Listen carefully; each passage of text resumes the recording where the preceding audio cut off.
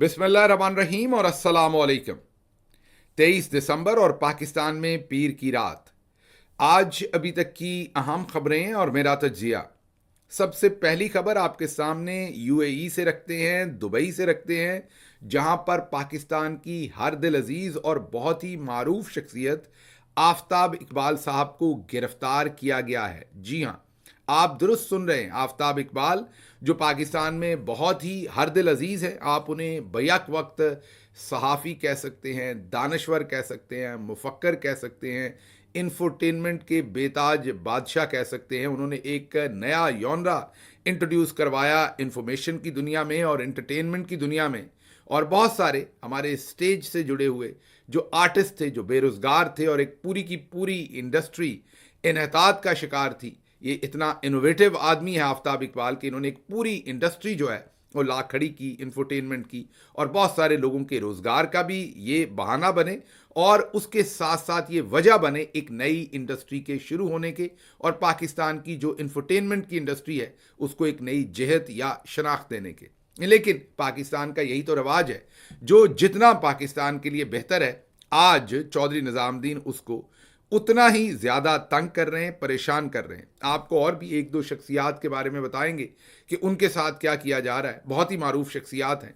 लेकिन पहले आपको बता दें कि आज आफ्ताब इकबाल साहब के साथ असल में हुआ क्या। लंदन में थे, वहाँ पर वो अपने शोज़ रिकॉर्ड करवा रहे थे, कुछ और उनकी निजी मसरूफियात होंगी। जो हमारे सोर्सेज यूएई दुबई के अंदर से बताते, एयरपोर्ट के अंदर से मेरे जो सोर्सेज हैं, जिन्होंने मुझे बहुत सारी चीज़ें कंफर्म की हैं। आपको पता है बहुत सारे लोग वहाँ काम करते हैं, पाकिस्तानी निजात भी हैं और दूसरे लोग भी हैं। उनमें से कुछ लोगों से बातचीत हुई, पता चला कि जब वो लंदन से उतरे दुबई एयरपोर्ट पर, वो थे और उनके साथ उनकी बेगम भी थी। उन दोनों को मामूल की जो आपकी इमिग्रेशन का सेटअप होता है उससे पहले ही आफ्ताब इकबाल साहब को जा दबोचा गया, और दबोचने वाले पाकिस्तान से गए हुए थे। जी हाँ, वो यूएई के लोग नहीं थे। मेरी सोर्स जो है, मेरी जो इन्फॉर्मेशन है, वो ये चीज़ कंफर्म कर रही है वहाँ से कि वो लोग पाकिस्तानी इंटेलिजेंस एजेंसी के लोग थे और उन्हें दुबई के इस एयरपोर्ट के अंदर खुसूसी एक्सेस दी गई थी। जैसे ही आफ्ताब इकबाल जहाज़ से बाहर आए तो उनको ये लोग वहाँ पर मिले और उन्हें कहा कि आपने खामोश रहना है, यहाँ कोई वावेला नहीं मचाना, आपसे हमने सिर्फ कुछ सवालात करने हैं और फिर आपको जाने देना। खैर, इमिग्रेशन काउंटर तक लाया गया। उनकी बेगम को, उनकी मिसेस को ये कहा गया कि आप चली जाएं, आपके साथ कुछ नहीं, हमें कोई आपसे पूछगिछ नहीं है। आफ्ताब इकबाल साहब की बेगम वैसे तो पब्लिक लाइफ में नहीं है, लेकिन वो एक इंतहाई पढ़ी लिखी और बहुत ही पुरअतमाद खातून है, प्रोफेसर हैं वो। उन्होंने कहा कि मैं कैसे चली जाऊं जब तक आप नहीं बताएंगे कि आप मेरे शौहर के साथ क्या करने जा रहे हैं और या क्यों उन्हें यहाँ डिटेन किया है, क्या उन्होंने कानून तोड़ा है, क्या ऐसी उन्होंने ख़ास चीज़ की है जिसकी वजह से अब आपने उनको डिटेन करना है और मुझे जाने देना है। यहाँ ये बात आपको बहुत ज़्यादा याद रहे कि आफ्ताब इकबाल एक बहुत ही प्रेस्टिजियस किस्म के वीज़ा के ऊपर दुबई के अंदर इस वक्त रहाइश पजीर हैं। वो ऐसा वीज़ा है जो यूनाइटेड अरब एमिरेट्स की गवर्नमेंट ये कहती है कि वो बहुत ही मोतबर किस्म की शख्सियात या वेल अचीव्ड जो पर्सनैलिटीज़ हैं उनको वो अता किया जाता है। मीन उनका जो स्टेटस है यूएई के अंदर वो पहले ही बहुत ही उनके अपने जो स्टैंडर्ड्स हैं उनके मुताबिक बहुत ही मोतबर वीज़ा के ऊपर वो हैं। बहरहाल उनकी बेगम को ये कहा गया, उन्होंने वहाँ काफ़ी देर इंतज़ार किया। उनके शौहर को, मीन आफ्ताब इकबाल साहब को, एक दरवाजे से दूसरी तरफ ले जाया गया और उसके बाद वो वापस ना आए। 18 घंटे तक उन्हें वहाँ डिटेन किया गया।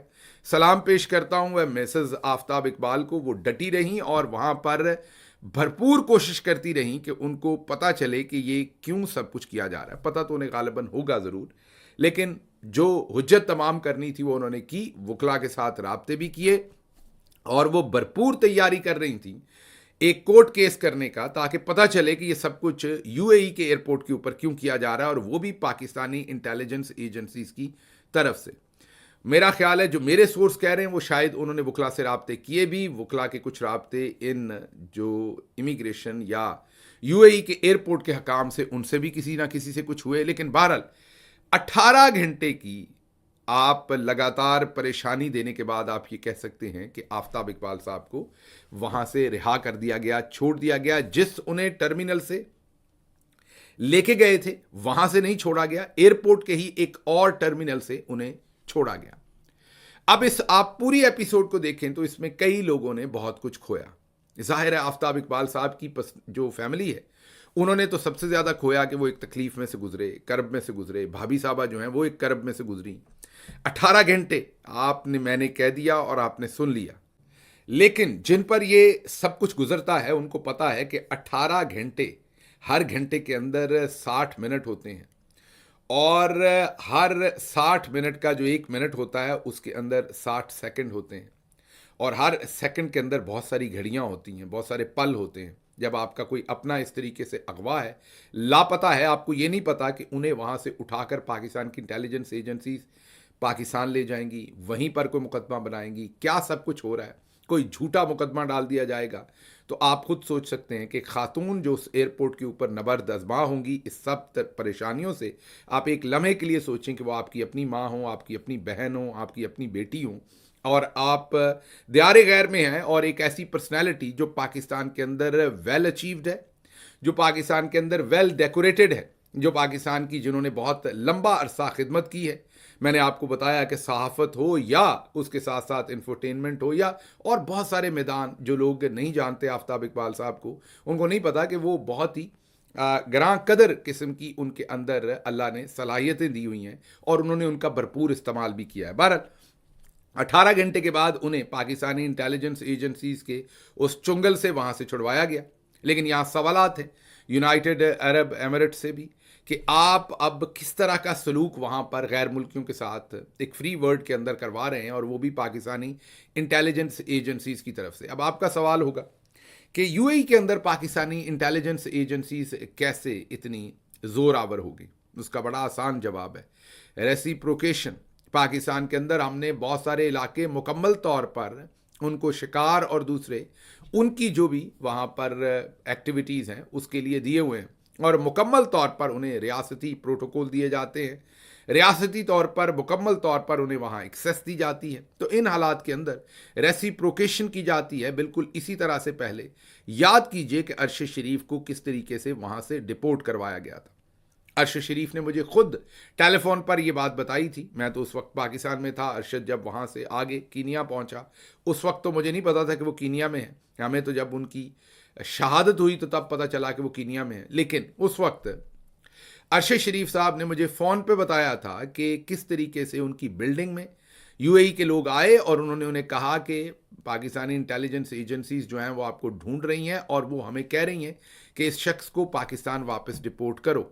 तो आपको 24 घंटे देते हैं या शायद उससे भी कम घंटे थे, आप यूएई छोड़ दें वरना हम आपको पाकिस्तान डिपोर्ट कर देंगे।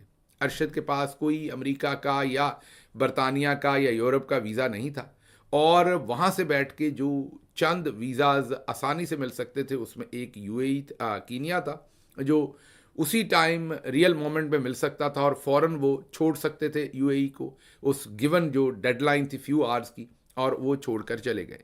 ये हादसा हो चुका। यूएई को इसका मैं यही कहूँगा कि इदराक होना चाहिए था। एक जान गई और उसमें बड़ी वजह उनका वहाँ से डिपोर्ट किया जाना भी है। अब उनको एहतियात करनी चाहिए थी जो हमारे इस तरह के दानश्वर या जर्नलिस्ट वहाँ हैं। पिछले दिनों पाकिस्तान तहरीक इंसाफ के कुछ लोग भी वहाँ से उठाए गए। अब ये अगली खबर आ रही है जो आफ्ताब इकबाल साहब के साथ वहाँ पर किया गया, बहुत ही अफसोसनाक है। यूएई को सोचना चाहिए कि वो ये सब कुछ क्या कर रहे हैं। इनके वहाँ पर एक उनकी इंटरनेशनल रिस्पॉन्सिबिलिटीज़ भी हैं और यही वजह है कि बहुत सारे लोग ये कहते हैं कि वो बैकयार्ड बना हुआ है पाकिस्तानी एजेंसीज़ का और वो जिसको दिल करता है यूएई से उठा लेते हैं और जब दिल करता है उठा लेते हैं। आज की एग्जांपल आपके सामने है। फ़िलहाल तो आफ्ताब इकबाल साहब जो हैं वो अपनी फैमिली को ज्वाइन कर चुके हैं, लेकिन 18 घंटे वो लगातार कस्टडी में रहे हैं यूएई के दुबई एयरपोर्ट के ऊपर। आप इससे खुद अंदाज़ा लगा लीजिए कि हमारे हाथ कहाँ तक पहुँच रहे हैं और हम अपने पाकिस्तानियों को कहाँ तक तंग करने की भरपूर कोशिश कर रहे हैं। पीछे लोग परेशान थे, इमरान रियाज भी ज़ाहिर सफ़र में थे और वो भी अपना व्लॉग नहीं कर पाए थे और लोग बहुत ज़्यादा परेशान थे। ज़ाहिर सफ़र में भी इसीलिए होते हैं कि कहीं यहाँ पर पुलिस का छापा ना पड़ जाए, वहाँ ना पड़ जाए, तो उस वजह से उनके बारे में भी लोगों को परेशानी थी। लेकिन उनका भी व्लॉग आया है, ट्वीट आया है, जिससे अब लोगों को ढारसबंदी है कि वो भी खैर खैरियत से हैं। तो इन हालात के अंदर इन तमाम लोगों को काम करना पड़ रहा है। जो मुल्क के अंदर हैं वो भी सुकून में नहीं है, जो मुल्क से बाहर हैं यकीन कीजिए वो भी सुकून में नहीं है। कहीं पर मोहित पीरजादा को बुलाकर बताया जाता है बहुत इंपॉर्टेंट इंटेलिजेंस एजेंसीज की तरफ से कि आपको कत्ल कर दिया जाएगा, इसलिए आप बहुत मोहतात हो जाएं। कभी मुझे ऐसी वार्निंग दी जाती है, कभी किसी और को। तो जो बाहर हैं वो भी परेशानी में, जो अंदर हैं वो भी परेशानी में। हमने अपने ही शहरियों के खिलाफ एक हिजान, एक जंग की कैफियत जो है वो बर्पा कर रखी है। हमारी तमाम तर तहसीन, हमारी तमाम तर दुआएं, हमारी तमाम तर हम यही कह सकते हैं सपोर्ट आफ्ताब इकबाल साहब और उनकी बेगम के लिए और उनके बच्चों के लिए, जिस कर्ब में से वो गुजरे। यकीनन ये नहीं गुजरना चाहिए था, और उन्होंने हमेशा, मतलब आफ्ताब इकबाल वो हैं जो उन्होंने हमेशा पाकिस्तान के रियासती इदारों, दूसरे लफ्ज़ों में कहें कि फ़ौज का जो बयानिया होता था पाकिस्तान के दिफा के लिए, उसे 5th जनरेशन वॉर कहें, हिंदुस्तान के सामने वो बयानिया बनाने की बात कहें, या और जिसमें मुल्क की डिफरेंट जो लसानी इकाइयाँ हैं उनको इकट्ठा करने की बात कहें, तो आफ्ताब इकबाल वो शख्सियत हैं जिन्होंने हमेशा पाकिस्तानी फ़ौज के साथ हरावल दस्ते में काम किया। लेकिन आज ये लोग, तमाम ऐसे लोग जो हैं वो अपनी जो आप ये कहें हिफाजत के लिए, सिक्योरिटी के लिए, पीस के लिए, अमान के लिए वो छुपते फिर रहे हैं, और उनको बैरून मुल्क भी जो है वो कोई जगह नहीं दी जा रही कि वो सुकून से अपनी ज़िंदगी जो है वो बसर कर लें। अगली खबर आपके सामने यूके से रखते हैं। 13 जनवरी को यूके की पार्लियामेंट के अंदर अब एक ब्रीफिंग होगी, और वो ब्रीफिंग होगी जो डी चौक के अंदर कत्लेआम हुआ और जो लाशें गायब की गई और वहाँ पर से जो सबूत हटाए गए और गोली चलाई गई, और अब तो नाम आ रहे हैं सामने कि किसने गोली चलाई, आपके सामने रखे जा चुके हैं वो नाम भी। और इन सब हालात में अब बरतानिया की पार्लियामेंट में, इससे पहले आपको ये बता चुके हैं कि जो कांग्रेस है अमरीकी, उसके अंदर भी एक ऐसी हेयरिंग हो रही है। हेयरिंग में होता क्या है कि मेंबर कांग्रेस के होंगे या बरतानिया की पार्लियामेंट के, उनके सामने विक्टिम्स बात करेंगे, टेस्टिमोनियल्स होंगे, लोग बताएंगे आके कि वहाँ पर क्या हुआ, वो रिकॉर्ड होता है, इंटरनेशनल प्रेस उसे रिपोर्ट करती है, और फिर पूरे का पूरा इसका उसी वक्त, उसी घंटे में कोई इफेक्ट नहीं आ जाता, लेकिन लॉन्ग टर्म में उसके इफेक्ट्स आते हैं। जैसे आजकल आप रिचर्ड ग्रेनल के ट्वीट्स देख रहे हैं और उनकी इन्वॉल्वमेंट देख रहे हैं पाकिस्तान में। ये ओवरनाइट नहीं होती, ये किसी एक बंदे की एफर्ट से नहीं होती।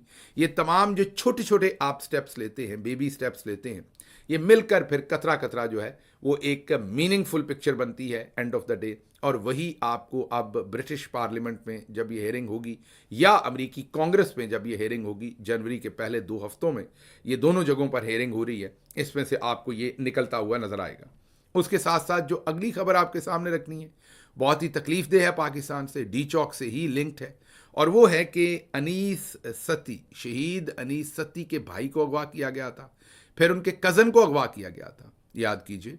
और ये सब कुछ हो रहा है जस्टिस याया अफरीदी की नाक के नीचे, बिल्कुल उनके पास, लेकिन वो खामोश है, सन्नाटा है, उन्हें किसी किस्म की कोई परवाह नहीं है। सुप्रीम कोर्ट के वो चीफ जस्टिस तो बन गए सारे इंतज़ाम के तहत, चौधरी साहब की अनायत के तहत, लेकिन वो कुछ करने को तैयार नहीं है। और उनकी नाक के नीचे कहा जा रहा है कि वो जो अगवा शुदा मगवी भाई और मगवी कज़न था शहीद अनीस सत्ती का, उन्हें ज़बरदस्ती अदालत लाया गया है, और अदालत में उनसे बयान लिए गए हैं कि वो किसी के खिलाफ कार्रवाई नहीं करना चाहते। ये मुबैना तौर पर है, रिपोर्टेडली है, स्टोरी रिपोर्ट हो रही है। ज़ाहिर है उनके भाई ने या उनके घर वालों ने तो अभी तक इस पर कोई बयान नहीं दिया, लेकिन जो रिपोर्टेडली स्टोरी आ रही है कि आज रियासती इदारों ने पहले उनको अगवा किया हुआ था और अब ज़बरदस्ती उनसे बयान दिलवाया है अदालत में लाके कि अनीस सत्ती का जो कत्ल हुआ, शहादत हुई, उसके ऊपर वो कोई कार्रवाई जो है वो नहीं करवाना चाहते। ये एक और अजाजी काम जो हमारी रियासत ने किया है वो आपके सामने है।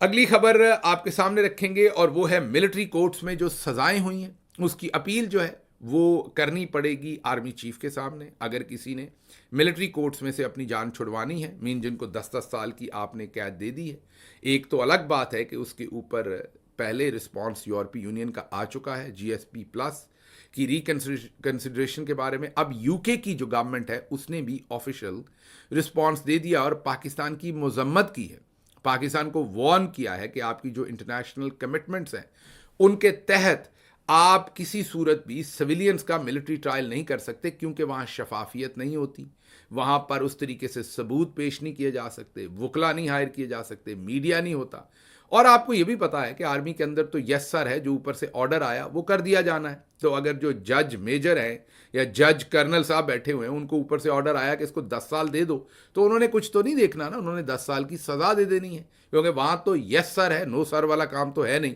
तो इसलिए वहाँ पर इंसाफ के तकाजे पूरे नहीं होते। यूरोपीय यूनियन पहले वार्निंग दे चुकी है, अब यूके की गवर्नमेंट ने भी दी है, और अब खबरें आ रही हैं कि शाह खावर साहब को मैं सुन रहा था टेलीविजन के ऊपर, बहुत मारूफ वकील हैं, और वो कह रहे थे कि ये जो सज़ाएं दी गई हैं इनके खिलाफ ना हाई कोर्ट में जाया जा सकता है ना सुप्रीम कोर्ट में, और इनकी जो सिर्फ और सिर्फ जो कोर्ट ऑफ अपील है, जो मिलिट्री की अपनी है, उसी में आप अपील कर सकेंगे, और या फिर आर्मी चीफ से अपील कर सकेंगे। तो ये कहा जा रहा है अब शाह खावर और दूसरे एडवोकेट्स, तो जो लोग आपको बताते थे कि अच्छा हुआ सज़ा हो गई, उसके बाद हाई कोर्ट चले जाएंगे, सुप्रीम कोर्ट चले जाएंगे, आपको मैंने तभी बताया था कि ऐसा नहीं है। ये बिल्कुल मिलिट्री डाउन प्ले करवा रही है, और ज़रूरी नहीं कि जो आपको बताते हैं लोग वो बदयांती करते हैं। कई दफ़ा मिलिट्री ये इन्फॉर्मेशन इन्फ्यूज़ करती है, जो मिलिट्री इस्टेब्लिशमेंट है, अपने सोर्सेज के थ्रू, और आपको एक गलत ट्रैक की बत्ती के पीछे लगाती है। इन लोगों की ज़िंदगियां तबाह कर दी गई हैं जब इन्हें ये सज़ाएं दी गई हैं। अगली खबर आपको देंगे कि मुत्तहिदा अरब अमारात में हज़ारों कैद पाकिस्तानियों के पासपोर्ट जो हैं वो अब ब्लॉक कर दिए हैं हुकूमत पाकिस्तान ने। जब ये भी ज़रा देखिए, अमूमी तौर पर जब कोई शहरी कहीं कैद होता है तो उस मुल्क की एम्बेसी, उस मुल्क की हुकूमत जो है वो उसको मुआवनत फ्राहम करती है, उसको, उसके घर वालों को कुछ ना कुछ ढारस देती है, साथ देती है, उनको कोशिश करती है कि उन हालात में से बाहर निकाले। लेकिन आप ज़रा गौर कीजिए कि हमारी हुकूमत कैसी है कि वो ना सिर्फ वहाँ पर उनके लिए कोई ढारस का समा नहीं कर रही, बल्कि उनके पासपोर्ट ही कैंसिल कर दिए इन हज़ारों अरब अमारात के अंदर जो कैद हैं पाकिस्तानी, ताकि उनको अगर कोई सपोर्ट मिलनी है किसी वकील से, किसी और से, तो वो भी ना मिल सके, और वो उन्हीं जेलों के अंदर सड़ते रहें, और अगर पाकिस्तान आए भी तो फिर बेचारे नाकर्दा सज़ाओं को वहाँ पर ना चैलेंज कर सकें, ना उनको अपने ऊपर से धो सकें, और पाकिस्तान आके फिर से एक नए चक्कर में फंस जाएं। तो ये इंतज़ाम है इस हुकूमत का। अच्छा जी, अगली खबर आपके सामने रखेंगे कि आज जो हुकूमती कमेटी है और जो पाकिस्तान तहरीक इंसाफ की कमेटी है, उनकी पहली नशस्त हुई है। पार्टी पॉलिसी का मैं पाबंद हूँ, इसलिए जाहिर है पार्टी ने फैसला किया है, तो ये आपके सामने रिपोर्ट भी कर रहे हैं, और ये मुज़ाकरात हो रहे हैं, और पार्टी पॉलिसी के मुताबिक ये मुज़ाकरात होने भी चाहिए। लेकिन जो मेरी ज़ाती राय है मैं बार बार आपके सामने रख रहा हूँ, मेरी ज़ाती ओपिनियन में ये है कि इन मुज़ाकरात से बहुत कुछ नहीं निकलना, और वजह उसकी बदयांती है मिलिट्री इस्टेब्लिशमेंट की, और ये जो कमेटी है जिस तरह के इसमें नाम है, और जो इनका पूरे का पूरा काम है। आज कमेटी ने जो अलामिया जारी किया और जिसको इरफान सदीकी साहब ने लिखा और पढ़कर बयान किया, उसमें इस्टेब्लिशमेंट को उसमें से फेस सेविंग देने की भरपूर कोशिश की हुकूमती पार्टी ने। उसमें बिल्कुल डी चौक में मकतूलीन और शोहदा के बारे में कोई लफ्ज़ ना बोला गया, लेकिन ओवरऑल शोहदा के बारे में बात की गई, जो कि हमारे शहीद होते हैं बॉर्डर्स पर, जिसको कि सभी लोग ओन करते हैं, हमारी फ़ौज के लोग हैं, कौन डिसोन करेगा। लेकिन आपको सिर्फ ये बता रहा हूँ कि डी चौक के शोहदा को ओन नहीं किया गया, और इसमें जो स्टैब्लिशमेंट के से रिलेटेड बयानिया था वो ज़्यादा रखा गया उनको फेस सेविंग देने के लिए। अब इस्लामाबाद में कुछ खबरें गर्दिश हैं जिनको मैं अफवाह कहूँगा, इसलिए कि मैं सनसनी नहीं आपके सामने रखता, अफवाह कहूँगा बार बार, लेकिन मोतबर अफवाह, क्योंकि मेरी कुछ मोतबर लोगों से बात हुई, उन्होंने कहा कि ये एक अफवाह है, अभी इसकी कन्फर्मेशन नहीं है कि दुरुस्त है कि नहीं, लेकिन मोतबर अफवाह इस्लामाबाद में ये है कि शायद अब जो इंटरनेशनल प्रेशर बन रहा है और जो हालात बन रहे हैं और जो झूठे केस एक्सपोज हो गए हैं और उन केसेस में कुछ नहीं, और जो पब्लिक का टेम्परेचर बन रहा है, और डी चौक में कत्लो गारत करने के बाद, इन सब हालात को अगर मजमूई तौर पर देखें, मिलाकर देखें, तो अब पाकिस्तान की मिलिट्री इस्टेब्लिशमेंट के लिए इमरान खान को जेल में रखना मुश्किल है। वो उन्हें जेल से अब उन्हें रिहा करना पड़ना है, शौक नहीं है उन्हें रखना, वो चाहते हैं, लेकिन ये जो मैंने अवामल गिनवाए, इन सब अवामल के इकट्ठे होने से अब वो हवा के ये जो हवा की तेज़ रफ्तार उनके ऊपर हवा आ रही है मुखालिफ सिमत से, उसके सामने उन्हें लग रहा है वो खड़े नहीं हो पाएंगे, और इमरान खान साहब को उन्हें रिलीज़ करना पड़ेगा। इन हालात में वो फेस सेविंग चाहते हैं, और उन्होंने, ये मैं दोबारा कह रहा हूँ, ये एक गैर मुसद्दका खबर है, इसको आप अभी एक अफवाह समझिए, लेकिन मोतबर कुछ लोगों ने मुझे ये कहा है कि इस्लामाबाद में ये बात गर्म है कि एस्टेब्लिशमेंट ने नून लीग की गवर्नमेंट को कहा है कि आप बैठें और हमें फेस सेविंग दें, इमरान खान साहब की रिहाई तो होनी है, लेकिन हम नहीं चाहते कि हमें हार माननी पड़े और हमें करनी पड़े, तो ये आप अपने सिरे लें और ये मुज़ाकरात करके और इमरान खान साहब को जो है वो रिलीज़ करें, ताकि इंटरनेशनल प्रेशर भी हमसे हटे, ये जो डी चौक में कत्लो गारत की है इसका भी कोई काम किसी तरफ लगे और हम पर से प्रेशर जो है वो हट जाए। ये एक अफवाह है। बहरहाल ओवरऑल मेरा तज्जिया जो है कि अगर इस अफवाह में कोई सदाकत है तो देख लेंगे, जो कि मुझे अभी फ़िलहाल नहीं लगती, लेकिन जो हकूमती जो पूरी की पूरी ये जो मुज़ाकराती कमेटी है, मेरे ज़ाती तज्जिए में इसमें से तहरीक इंसाफ को नुकसान तो हो सकता है, फ़ायदा कोई नहीं हो सकता, क्योंकि वो अपने लिए माइलेज लेंगे, वो अपनी लिजिटमेसी लेने की कोशिश करेंगे, अपने आप को मोतबर बनाने की कोशिश करेंगे, और तहरीक इंसाफ को इसमें से नुकसान हो सकता है। बहरहाल क्योंकि पार्टी पॉलिसी है, मैं भी उसका पाबंद हूँ और देखते हैं कि इसमें से क्या निकलता है। मुझे इजाज़त दीजिए। अल्लाह आपका हामी और नासिर हो। पाकिस्तान जिंदाबाद।